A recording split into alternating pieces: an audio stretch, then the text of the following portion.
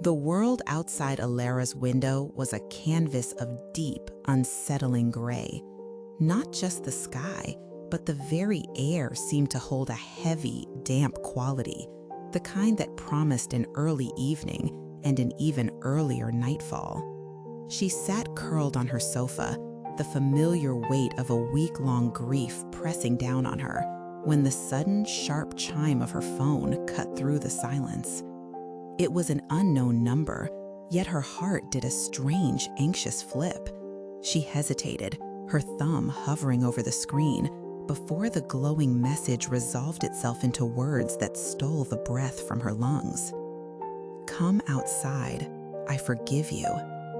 The sender's ID wasn't a number. It was a contact name, one that shouldn't exist anymore. It was her sister, Clara. Clara, who had died a week ago. Clara, whose phone was supposedly with the police, or perhaps already in the deep recesses of a forgotten evidence locker. A chill, far colder than the damp evening air, snaked its way up Alara's spine. Her first thought was a cruel joke, a macabre prank played by someone heartless.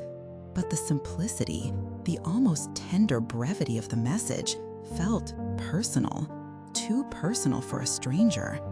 And the words themselves, "I forgive you," struck a chord of guilt within her that had been vibrating since the day Clara fell.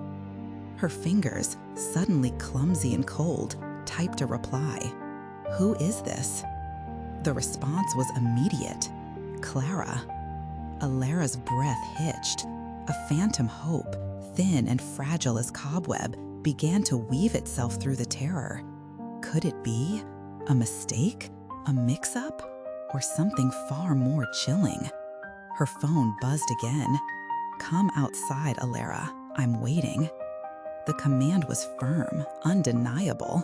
Shaking, her hands trembling so violently she nearly dropped the phone, Alara stood. Every instinct screamed at her to lock the doors, to pull the blinds, to sink into the safety of her grief-stricken apartment. But a different, more powerful impulse, born of a desperate need for answers, for closure, for even a glimpse of what could possibly be real, tugged her towards the door. She pulled on a thick cardigan, its wool offering no warmth against the internal tremor that consumed her. The front door creaked open, revealing a street swallowed whole by a thick, swirling fog. The kind of fog that muffled sounds, distorted shapes, and made the familiar feel utterly alien. She stepped out, her slippers sinking slightly into the damp grass of the verge. The air was heavy, biting cold, and silent, save for the distant, muted hum of the city. The streetlights above flickered erratically, casting long, dancing shadows that seemed to writhe and stretch with a life of their own. And then she saw it. A figure standing motionless beneath the furthest street lamp, just beyond the reach of the fog's densest embrace. The silhouette was unmistakable. The slight curve of the shoulders, the particular way the head was held, the very posture. It was Clara, or the ghost of her. Alara's heart hammered against her ribs, a frantic bird desperate to escape its cage. She took a hesitant step forward, then another, the gravel crunching softly under her feet. The figure remained still, unmoving, a dark, silent sentinel. The flickering light above it cast its form in an unsettling chiaroscuro, making it seem both solid and ephemeral. "Clara?" Her voice was barely a whisper, a thread of sound lost in the vast, consuming quiet. The figure offered no response, no sign of recognition. Its stillness was absolute, its silence unnerving. Alara felt a wave of profound sorrow mixed with an overwhelming tide of guilt wash over her. It was the guilt that finally broke through her terror, compelling her forward, urging her to confess. "I'm so sorry," she choked out, her voice cracking, tears stinging her eyes. The words hung in the fog, heavy with unsaid pain, with unresolved grief. The memory of that dreadful day, of the slick, wet pavement, of Clara's outstretched hand slipping from her grasp, played out in excruciating detail in her mind. As her apology faded into the oppressive quiet, the figure slowly, deliberately raised a hand. The movement was slow, almost dreamlike, and as the street lamp above it flickered brighter for a moment, Alara saw it.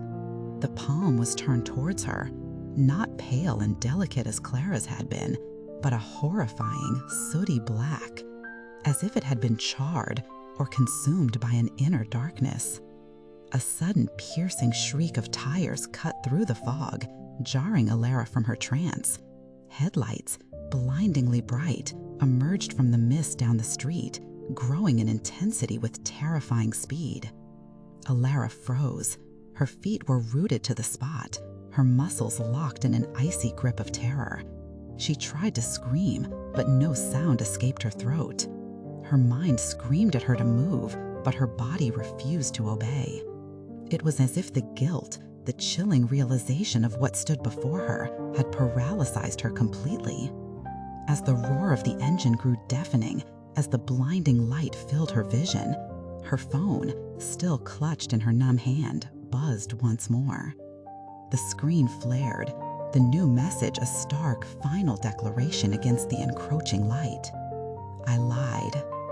The message was not a beacon of forgiveness, but a chilling testament to a final, bitter deception. And then there was only light and the roar. The morning after, the street was clear, save for the lingering dampness. No car, no accident, no sign of Alara.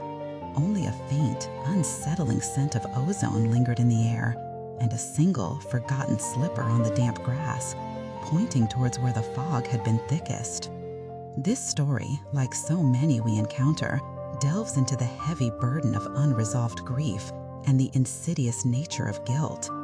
It explores how our deepest fears can manifest in the most terrifying ways, how a promise of closure can become a final, devastating betrayal. It makes us question what we see, what we believe, and the true cost of the secrets we carry. We often imagine forgiveness as a gentle balm, a path to healing. But what happens when forgiveness is merely another layer of manipulation, another trap in the winding maze of sorrow? The tale of Alara reminds us that sometimes the true monsters aren't the ones that appear in the shadows, but the ones that reside within the unconfessed corners of our own hearts, waiting for a catalyst to emerge. What are your thoughts on Alara's encounter? Have you ever felt the crushing weight of unresolved guilt? Or perhaps experienced a moment where a simple message held a terrifying double meaning? Share your reflections in the comments below. And if you found yourself captivated by this narrative, please consider giving us a follow and joining us next time for another journey into the captivating and sometimes chilling depths of human experience.